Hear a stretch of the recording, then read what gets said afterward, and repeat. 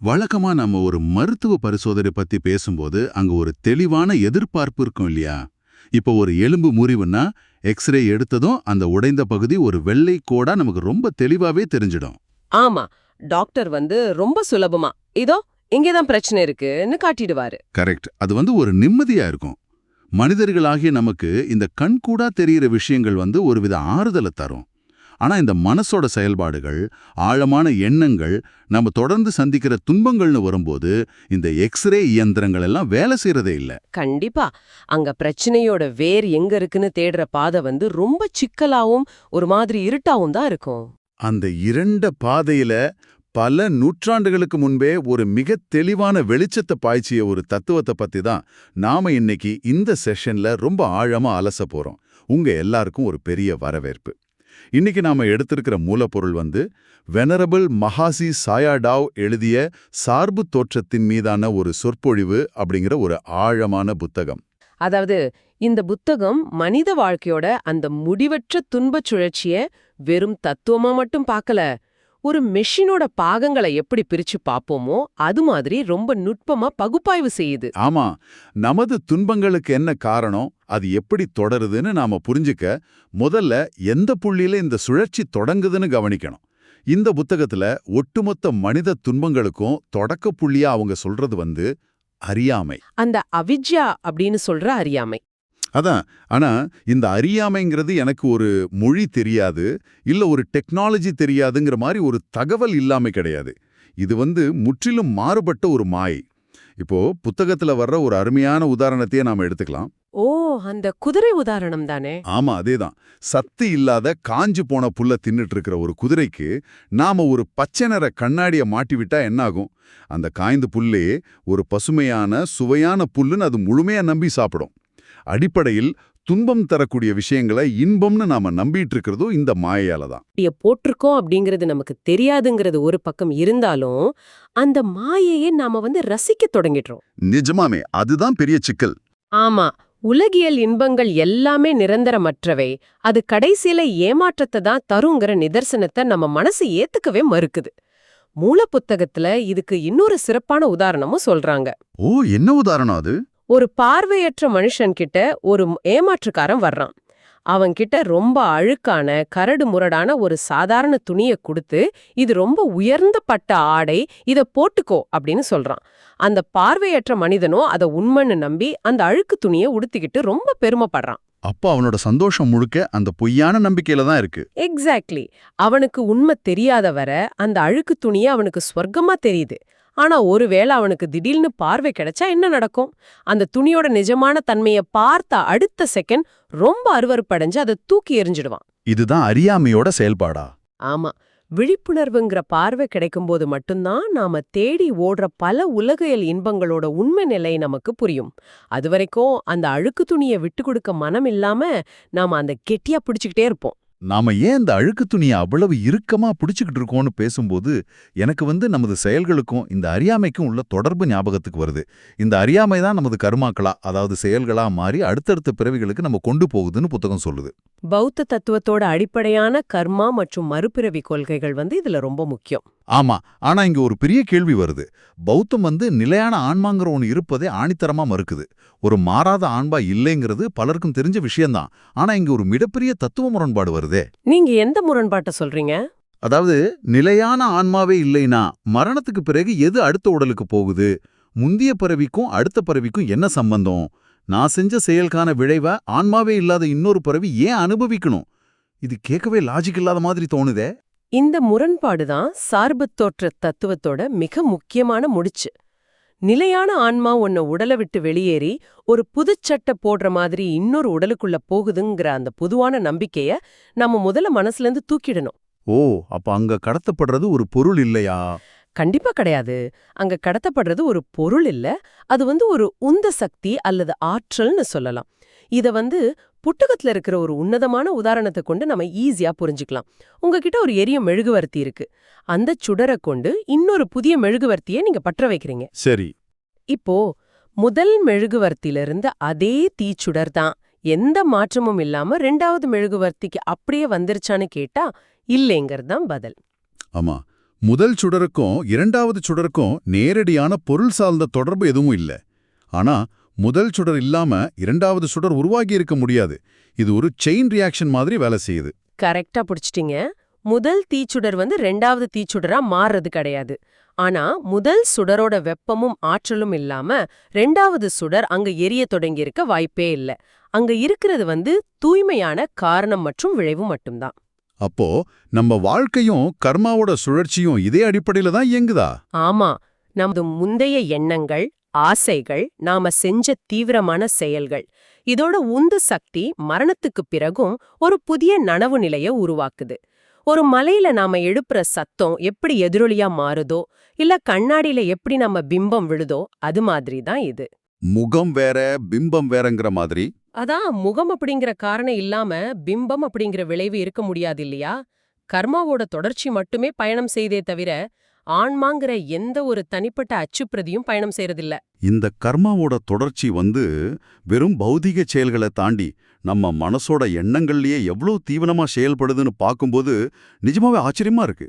எண்ணங்கள் காத்துல கரையறதில்ல. அது ஒரு மிகப்பெரிய ஆற்றல். கண்டிப்பா அது எவ்வளோ வலிமையான ஆற்றலா மாறுதுங்கிறத காட்ட புத்தகத்துல சோரையா அப்படிங்கிற ஒரு செல்வந்தரோட கதை சொல்லியிருக்காங்க.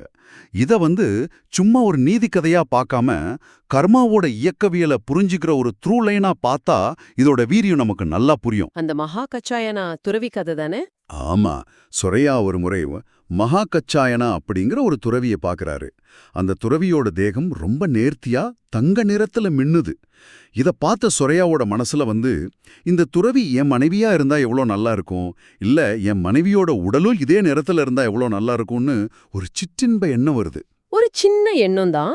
ஆனா பாருங்க, ஒரு துறவியை பத்தி இப்படி தவறா நினைச்ச மறுகணமே சொரையா உடல் அளவுல ஒரு பெண்ணாகவே மாறிடுறாரு. அவர் அப்புறம் அந்த துறவி கிட்ட மன்னிப்பு கேட்ட பிறகுதான் மறுபடியும் ஆனா மாறினாருங்கிறது கதை.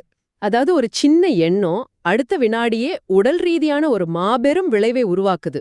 கரெக்ட். ஒரு கர்ம வினையை தூண்டுதுன்னா நம்ம வாழ்நாள் முழுதும் நம்ம சேர்த்து வச்சிருக்கிற எண்ணங்களோட உந்து சக்தி மரணத்துக்கு பிறகு எவ்வளோ பெரிய ஆற்றலா மாறுங்கிறத இந்த கதை ரொம்ப நுட்பமா நமக்கு உணர்த்துது. இந்த கதையோட மைய கருத்தே மனசோட கர்ம ஆற்றல் எவ்வளவு அசுரத்தனமானதுன்னு காட்டுறதுதான். அறியாமையால தூண்டப்படுற எண்ணங்கள் ஒருவித அழுத்தத்தை உருவாக்குது. சரி, இப்போ இந்த கர்மாவோட உந்து சக்தியால ஒரு புதிய பிறவி எடுத்தாச்சு, ஒரு புதிய உடலும் மனசும் உருவாகிடுச்சுன்னு வச்சுப்போம். அடுத்து என்ன நடக்கும்? அடுத்த கட்டமா நாம கவனிக்க வேண்டியது இந்த புதிய மனசு வெளி உலகத்தோட எப்படி தன்னை இணைச்சுக்குது அப்படிங்கிறது தான். ஏன்னா இந்த இணைப்பு எப்படி நடக்குதுன்னு நாம புரிஞ்சுக்கிட்டாதான் அதை எப்படி துண்டிக்கிறதுங்கிறதையும் நாம கண்டுபிடிக்க முடியும். அந்த இணைப்பை புரிஞ்சுக்க புத்தகத்துல கொடுத்திருக்கிற சிலந்தி மற்றும் சிலந்தி வலை உதாரணம் ரொம்ப கச்சிதமா பொருந்துது. நம்ம இதயம் அல்லது உடலோட மையத்துல மனசு ஒரு சிலந்தியை போல ரொம்ப அமைதியா காத்துக்கிட்டு இருக்கு. ஆமா, நம்ம கண், காது, மூக்கு, நாக்கு, தோல்னு இந்த புலன்கள் எல்லாமே அந்த சிலந்தி சுற்றிலும் கட்டிய வளைய போலதான் இருக்கு. கரெக்ட். ஒரு காட்சி கண்ணுல படும்போதோ இல்ல ஒரு சத்தம் காதல விழும்போதோ அந்த சிலந்தி வலையில ஒரு அதிர்வு ஏற்படுது.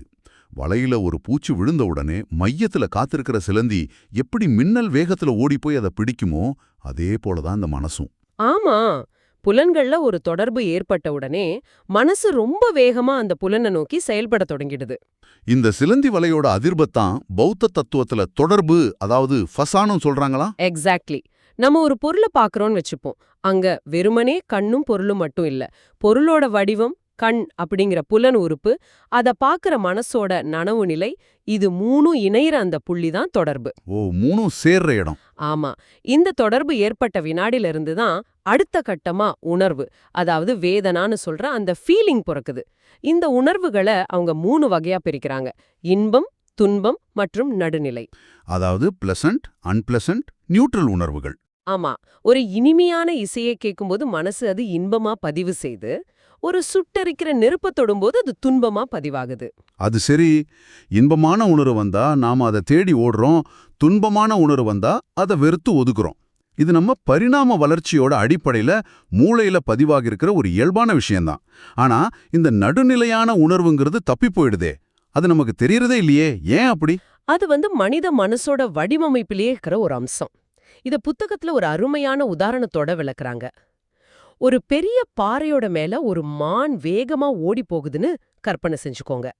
அந்த பாறையில மானோட கால் தடம் பதிஞ்சிருக்குமா? கண்டிப்பா இருக்காது. அத கண்டுபிடிக்கிறது ரொம்ப கஷ்டம். ஆனா மான் அந்த பாறைய கடந்து போச்சுங்கிறது மறுக்க முடியாத உண்மை இல்லையா? நடுநிலையான உணர்வும் அப்படிதான். ஒரு சாதாரண எந்த சிறப்பம்சமும் இல்லாத சத்தத்தை கேட்கும்போது மனசதை இன்பம்னு வகைப்படுத்துறதில்ல, துன்பம்னு நினைக்கிறதில்ல. ஓ, அதனாலதான் நமக்கு அது தெரியறதே இல்லையே. ஆமா, பரிணாம ரீதியா நமக்கு ஆபத்து தராத இல்ல நமக்கு எந்த சன்மானமும் தராத ஒரு விஷயத்த நம்ம மூளை அப்படியே புறக்கணிச்சிடுது. அதனால அந்த உணர்வு வந்ததும் தெரியாம மறைஞ்சதும் தெரியாம அப்படியே போயிடுது. இப்போ இந்த தத்துவத்தோட ரொம்ப ரொம்ப முக்கியமான கொஞ்சம் சிக்கலான ஒரு இடத்துக்கு நாம வந்திருக்கோம். சிலந்தி வலையில அதிர்வு வந்தாச்சு, உணர்வும் உருவாயிடுச்சு. இந்த உணர்வு எப்படி ஆசையா, அதாவது தன்ஹாவா உருமாறுது? இது ரொம்ப முக்கியமான கேள்வி. ஏன்னா ஒரு உணர்வு ஆசையா மாறுற அந்த புள்ளி தான் ஒட்டுமொத்த சுழற்சியும் முடுக்கி விடுது. நீங்க ஒரு சாதாரண புகைப்பிடிக்கும் பழக்கத்தையோ இல்ல வெற்றில போடுற பழக்கத்தையோ எடுத்துக்கோங்க. முதல் முறை அதை பயன்படுத்தும் போது அது வெறும் ஒரு தூண்டல், ஒரு உணர்வு மட்டும்தான். ஆமா, ஒரு ஃபீலிங் அவ்வளோதான். அதை தொடர்ந்து செய்யும்போது இது எனக்கு வேணும், இது இல்லாம என்னால இருக்க முடியாதுங்கிற ஒரு வெறித்தனமான ஆசையா, ஒரு போதையா அது மாறிடுது. வெறும் வேதியியல் மாற்றமா தொடங்குற ஒரு உணர்வு எப்படி நம்ம கட்டி போடுற ஒரு உளவியல் ஆசையா மாறுது. இந்த மாற்றம் தான் மனித குலத்தோட மிகப்பெரிய துயரத்தோட தொடக்கமே. ஒரு உணர்வு வரும்போது அந்த உணர்வோட நம்ம அறியாமலே அடையாளப்படுத்திக்கிறோம். இது எனக்கு சுகம் தருது, அதனால இது எனக்கு நிரந்தரமா வேணுங்கிற ஒரு முடிவுக்கு மனசு வருது. அங்கதான் உணர்வு ஆசையா வேறுவிடுது. எக்ஸாக்ட்லி. சரி, இது ஒரு தானியங்கி செயல்முறையாவே நடந்துட்டு இருக்குன்னா, இந்த சுழற்சியை எப்படி உடைக்கிறது? அந்த சாவி எங்க இருக்கு? இங்கதான் விபாசனா அப்படின்னு சொல்ற விழிப்புணர்வு தியானம் தன்னோட வேலையை செய்ய தொடங்குது. விபாசனா அப்படின்னு சொன்னோனே எனக்கு ஒரு சின்ன சந்தேகம் வருது. ஒரு உணர்வு வரும்போது அதை வெறும் உணர்வா பார்க்கறது தான் விபாசனான்னு பலரும் சொல்றாங்க. ஆனா சும்மா அமைதியா உட்கார்ந்து ஒரு இன்பமான காட்சியோ இல்ல கடுமையான வலியையோ வேடிக்கை பார்க்கறதால மட்டும் எப்படி அந்த ஆசை முறிஞ்சு போகும்? நீங்க இத ஒரு பாசிவான விஷயம்னு நினைக்கிறீங்க. ஆமா, இது ஒரு விதமான பாசிவிட்டி இல்லையா? இதுல எந்த பயனும் இருக்காதேன்னு தோணுது. அது ஒரு பொதுவான தவறான புரிதல் தான். விபாசனா அப்படிங்கிறது பாசிவிட்டி, அதாவது செயலற்றிருக்கிறது கிடையாது. அது மனித மூளையோட ஆட்டோமேட்டிக் அல்காரிதத்தை உடைக்கிற மிக உயர்ந்த காக்னிட்டிவ் இன்டர்வென்ஷன். ஓ, அப்படியா? ஆமா. இப்போ ஒரு இனிமையான சத்தம் உங்க காதுல விழுது. சாதாரண மனசு உடனே என்ன செய்யும்? அந்த சத்தத்தோட தன்னை இணைச்சுக்கிட்டு, எவ்ளோ அருமையான இசை, இது எனக்கு இன்னும் வேணும்னு அடுத்த கட்ட வினைய தொடங்கிடும். ஆனா விபாசனா பயிற்சி பெற்ற மனசு அந்த சத்தம் காதுல விழும்போது ஏற்படுற தொடர்பையும் உணர்வையும் வெறும் சாட்சியா நின்னு கவனிக்கும். அதாவது ரியாக்ட் பண்ணாம அப்படியே பார்க்கறது. கரெக்ட். அங்க கேட்டல்ங்கிற விழிப்புணர்வு மட்டுமே இருக்கும். உணர்வுக்கும் அது ஆசையா மாற்ற நமது எதிர்வினைக்கும் நடுவே ஒரு சின்ன இடைவெளிய விபாசனா உருவாக்குது. அந்த இடைவெளியில உணர்வோட நம்ம அடையாளப்படுத்திக்காததால அந்த சங்கிலி அங்கேயே அறுபட்டு போயிடுது. அப்போ உணர்வு ஒருபோதும் ஆசையா மாறாம வெறும் உணர்வாவே தோன்றி மறைஞ்சிடுது. இது ரொம்ப பவர்ஃபுல்லான விஷயம். உணர்வுக்கும் எதிர்வினைக்கும் இடையிலான அந்த சின்ன இடைவெளியோட முக்கியத்துவத்தை பத்தி பேசும்போது மூலப்புத்தகத்துல வர்ற மோர ஜாதக கதை எனக்கு ஞாபகத்துக்கு வருது. அந்த மயில் கதை, அது ஒரு அற்புதமான உதாரணம். ஆமா, நீங்க கேட்டுட்டு இருக்கிற உங்களுக்கும் இது ரொம்ப சுவாரஸ்யமா இருக்கும். ஒரு ஆண் மயில் இருந்துச்சு. அந்த மயில் தன் விழிப்புணர்வை இழக்காம இருக்க தினமும் காலையிலையும் மாலையிலையும் ஒரு பாதுகாப்பு தியான பாடல பாடுற வழக்கத்தை வச்சிருந்துச்சு. அதோட தீவிரமான விழிப்புணர்வு காரணமா சுமார் 700 வருஷம் எந்த வேடனோட வலையிலையும் அது சிக்கவே இல்ல. நினைச்சு பாருங்க, 700 வருஷம் விழிப்புணர்வு. ஆனா ஒரு நாள் ஒரு வேடன் ரொம்ப தந்திரமா ஒரு பெண் மயில வச்சு ஒலி எழுப்ப செய்தான். அந்த பெண்மயிலோட குரலை கேட்ட உடனே இந்த ஆண்மயிலோட மனசு அந்த விழிப்புணர்வை தான் பாடிக்கிட்டு இருந்த தியான பாடல முற்றிலும் மறந்துடுச்சு. அந்த ஒரே ஒரு நொடி கவனச்சிதறல். ஆமா, அந்த ஒளியின் மேல வந்த அதீத ஆசையால உந்தப்பட்டு நேரா போய் வேடனோட வலையில விழுந்துடுச்சு. 700 வருட தொடர்ச்சியான விழிப்புணர்வு ஒரு நொடி கவனச்சிதறலால ஒற்றை ஆசையால எப்படி தரைமட்டமாச்சுன்னு இந்த கதை சொல்லுது. விழிப்புணர்வுல ஏற்படுற ஒரு சின்ன விரிசல் கூட எவ்வளவு பெரிய பேரழிவை கொண்டு வருங்கிறத அந்த ஜாதக கதை ரொம்ப துல்லியமா நமக்கு உணர்த்துது. அந்த மயில் அந்த சத்தத்தை வெறும் கேட்டல்ங்கிற உணர்வோட நிறுத்தியிருந்தா அது வலையில சிக்கியிருக்காது. ஆனா ஆசை உள்ளே நுழைஞ்சதால அது வீழ்ந்துடுச்சு. நாம ஆசைய முளைக்க விட்டுட்டா அடுத்த கட்டமா அது பற்றுதலா, அதாவது உபாதானவா உருமாறிடும். உலகியல் இன்பங்கள் மேல இருக்கிற பற்றுதல், நமது கொள்கைகள் மற்றும் கருத்துக்கள் மேல இருக்கிற இறுக்கமான பற்றுதல், மூட நம்பிக்கைகள் மேல இருக்கிற பற்றுதல், இதெல்லாத்துக்கும் மேல நான், எனது அப்படிங்கிற ஈகோ மேல இருக்கிற ரொம்ப கடுமையான பற்றுதல். இந்த பற்றுதல்கள் தான் நம்ம மேலும் மேலும் கர்மாக்களை செய்ய தூண்டுதா? கண்டிப்பா. இந்த பற்றுதல் காரணமா நாம செய்யற ஒவ்வொரு செயலும் உருவாதல் அப்படிங்கிற நிலைக்கு நம்ம தள்ளி மீண்டும் மீண்டும் பிறப்பு இறப்புன்னு சம்சார சுழற்சியில நம்ம வீழ்த்துது. செக்குல கட்டப்பட்ட ஒரு மாடு எப்படி அதிலிருந்து தப்பவே முடியாம ஒரே வட்டத்துக்குள்ள சுத்தி சுத்தி வருதோ, அதே போல நாம இந்த பற்றுதலால முடிவில்லாம சுத்திக்கிட்டே இருக்கோம். இங்க எனக்கு ஒரு பெரிய முரண்பாடு தோணுதே. நாம செய்யற ஒவ்வொரு செயலும், அது நல்லதோ கெட்டதோ ஏதோ ஒரு வகையில கர்மாவை உருவாக்குது. அந்த கர்மா நம்ம மீண்டும் பிறப்புச் சுழற்சியில தள்ளுதுன்னா, நாம எந்த ஒரு நல்ல காரியமும் செய்யக்கூடாதா? நீங்க என்ன மாதிரி செயல்களை சொல்றீங்க? இப்ப நான் ஒரு ஏழைக்கு உதவி செய்யறேன், இல்ல ஒரு அறக்கட்டளை நடத்துறேன்னு வச்சுப்போம். அந்த நற்செயல்களும் கர்மாவை உருவாக்கும் தானே? அப்போ கர்மாவை சேர்க்க கூடாதுங்கிறதுக்காக நான் யாருக்கும் எந்த உதவியும் செய்யாம, எந்த செயலும் செய்யாம சும்மாவே இருந்துடலாமே? இது ஒரு தர்க்க ரீதியான கேள்விதான், ஆனா ரொம்பவும் ஆபத்தான வாதம். கர்மாவை சேர்க்க கூடாதுங்கிறதுக்காக நல்ல செயல்களை தவிர்க்கிறது அப்படிங்கிறது அறியாமையோட உச்சம்னு மூல புத்தகம் ரொம்ப கடுமையா எச்சரிக்குது. ஓ, அப்படியா? ஆமா, மனித மனசோட இயல்பு அது எப்போதுமே செயலற்று இருக்க முடியாது. நீங்க நல்ல செயல்களை செய்ய மறுத்தா மனசு தானாவே தீய செயல்களை நோக்கி ஈர்க்கப்படும். நீங்க பற்றுதலோட புகழுக்காகவோ இல்ல புண்ணியம் கிடைக்குங்கிறதுக்காகவோ செய்யற நல்ல செயல்கள் கூட அடுத்த பிறவியில நீங்க ஒரு நல்ல நிலையில பிறக்க உதவும். ஆனா அதுவும் தங்கத்தால செய்யப்பட்ட ஒரு சங்கிலிதான். சுழற்சிங்கிறது சுழற்சி தானே? அது கரெக்ட் தான். அப்படியானா இந்த சுழற்சியை எப்படிதான் உடைக்கிறது? அரஹந்த்கள் அப்படின்னு சொல்ற ஞானிகள் செய்யற செயல்களை நம்ம உற்று நோக்கணும். அவங்களுக்கு அறியாமை முழுமையா அழிக்கப்பட்டுடுச்சு. அதனால அவங்க உலக நன்மைக்காக எத்தனையோ மாபெரும் காரியங்களை செய்தாலும் அந்த செயல்கள் எந்தவிதமான கர்மாவாவும் உருவாவது கிடையாது. அதாவது பலன் எதிர்பார்க்காம செய்யறது. அவங்க செயலோட விளைவு மேல எந்த பற்றுதலும் இல்லாம ஒருவித ஜீரோ ஃப்ரிக்ஷன் மனநிலையோட செயல்படுறாங்க. சாதாரண மனிதர்களாகிய நாம எந்த ஒரு நற்செயலை செய்தாலும் இதன் மூலமா எனக்கு என்ன கிடைக்குங்கிற எதிர்பார்ப்பை விட்டுட்டு இந்த சம்சார சுழற்சியில இருந்து விடுபடுதல் அப்படிங்கிற ஒற்றை நோக்கத்தை மட்டுமே மனசுல வச்சு தொடர்ந்து செயல்படணும். அந்த விடுதலையை நோக்கிய செயல்தான் அந்த செக்குமர கயிற்று அறுக்கும் ஒரே ஆயுதம் இல்லையா? ஆமா, கண்டிப்பா. ரொம்ப ஆழமான விளக்கம். எந்த எதிர்பார்ப்பும் இல்லாத நற்செயல்களும் விழிப்புணர்வுமே நம்ம இந்த வலையில இருந்து காப்பாற்றுங்கிற புரிதல் தொடக்கத்துல நம்ம பார்த்த அந்த இருண்ட பாதையில ஒரு தெளிவான வெளிச்சத்தை கொடுக்குது. உண்மையாவே இது ஒரு பெரிய கண் திறப்பா இருக்கும். ஆமா, இந்த ஆழமான அலசலோட மூலமா சார்பு தோற்ற தத்துவங்கிறது வெறும் துறவிகள் மடாலயங்கள்ல படிக்கிற பழங்கால தத்துவம் இல்லைங்கிறத நாம எல்லாரும் உணர்ந்திருப்போம். இது உங்க தினசரி வாழ்க்கையை இயக்குற ரிமோட் கண்ட்ரோல். உங்க எண்ணம், உணர்வு, ஆசை, பற்றுதல்னு ஒவ்வொரு பட்டனும் உங்களை எப்படி இயக்குதுங்கிற மெக்கானிசம் இப்போ உங்களுக்கு புரிஞ்சிருக்கும். தொடர்ந்து துன்பத்தை உற்பத்தி செய்யற அந்த மெஷினை நிறுத்துறதுக்கான விபாசனா அப்படிங்கிற விழிப்புணர்வு சாவி இப்போ உங்க கையில கிடைச்சிடுச்சு. ஆனா தத்துவங்களை படிக்கிறதும் அத பத்தி விவாதிக்கிறதும் முதல் படி மட்டும்தான். உண்மையான மாற்றம்ங்கிறது அத நமது அன்றாட வாழ்க்கையில ஒவ்வொரு வினாடியும் பயிற்சி செய்யறதுல தான் இருக்கு. ரொம்ப சரியா சொன்னீங்க. இறுதியா உங்களை ஒரு ஆழமான சிந்தனையோட விட்டு செல்ல விரும்புறேன்.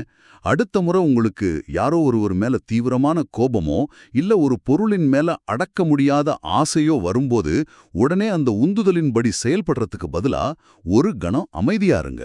அந்த விழிப்புணர்வு இடைவெளி. ஆமா, அந்த உணர்வு உங்க மனசுக்குள்ளே உற்று நோக்குங்க. இது வெறும் ஒரு உணர்வு, ஒரு அதிர்வு, அவ்வளவுதானே. அந்த உணர்வுக்கும் உங்க எதிர்வினைக்கும் நடுவே ஒரு நொடி இடைவெளி கொடுங்க. அந்த சின்னஞ்சிறிய ஒரு நொடி இடைவெளி உங்களை அறியாமையோட மாயையிலிருந்து விடுவிச்சு உங்க ஒட்டுமொத்த வாழ்க்கையோட எதிர்காலத்தையே மாற்றி உங்களுக்கு முழுமையான விடுதலையை தருமோன்னு சற்று சிந்திச்சு பாருங்க. இவ்வளவு நேரம் கேட்டதுக்கு ரொம்ப நன்றி. இந்த Tamil voice reach channel monetisation இல்லாம தான் நடக்குது. இந்த ஆடியோ புத்தகம் உங்களுக்கு பயன் தருது என்று நினைத்தால் இந்த முயற்சி தொடர்ந்து போக உங்க ஆதரவு மிகவும் உதவும். என்னுடைய இந்த முயற்சிக்கு நன்கொடை அளிக்க விருப்பம் இருந்தால் டிஸ்கிரிப்ஷன்ல கொடுக்கப்பட்டுள்ள UPI ID மூலம் வழங்கலாம். உங்களால் முடிந்த அளவு போதும். சிறிய ஆதரவும் பெரிய உதவிதான். இந்த வீடியோ உங்களுக்கு பயனுள்ளதாக இருந்தால் சப்ஸ்கிரைப் பண்ணுங்க, மற்றவர்களுக்கும் பகிர்ந்து கொள்ளுங்கள்.